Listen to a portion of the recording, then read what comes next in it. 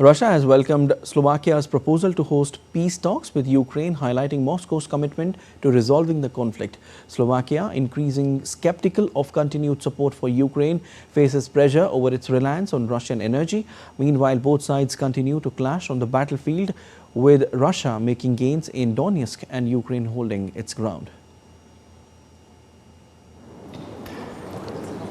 Russia has welcomed Slovakia's proposal to host peace talks with Ukraine, emphasizing Moscow's commitment to resolving the conflict. Slovakia, which dependent on Russia for its energy needs, is considered part of a growing group of Central and Eastern European EU member states that are skeptical of continued support for Ukraine and more supportive of negotiations with Russia.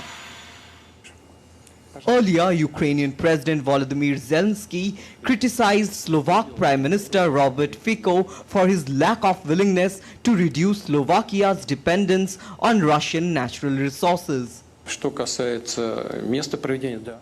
As for the place for talks, yes, Fico said if it comes to negotiations, they would be happy to provide their own country as a platform for such negotiations. We are not opposed if it comes to that. Why not? Since Slovakia takes a neutral position. In our opinion, this position is neutral and Slovakia as host for talks is an acceptable option for us.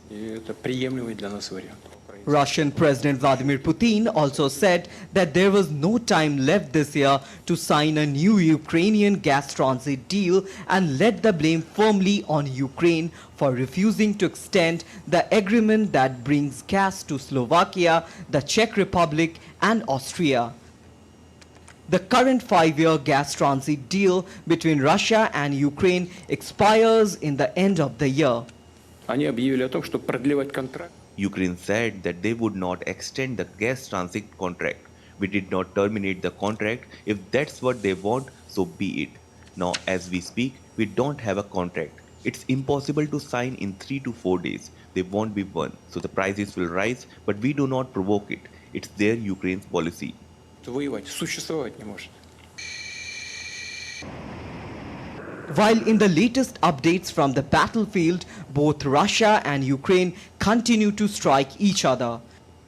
Russian drones targeted a multi-story apartment building in Chasiv Yar, Donetsk region, killing 2 and injuring 2 others. Russia reported gains in Donetsk, while Ukraine claimed to have repelled multiple Russian attacks, holding its defensive lines. Meanwhile, Ukrainian soldiers are showing signs of exhaustion in the ongoing battle against the large Russian army.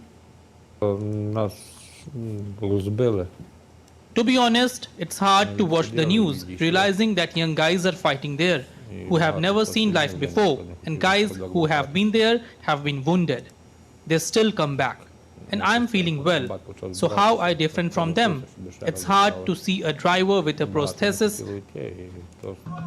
As Russia strives to end the conflict in Ukraine and may resort to more powerful intermediate range weapons if necessary, a new approach to peace talks in this long-running conflict seems to be the need of the hour.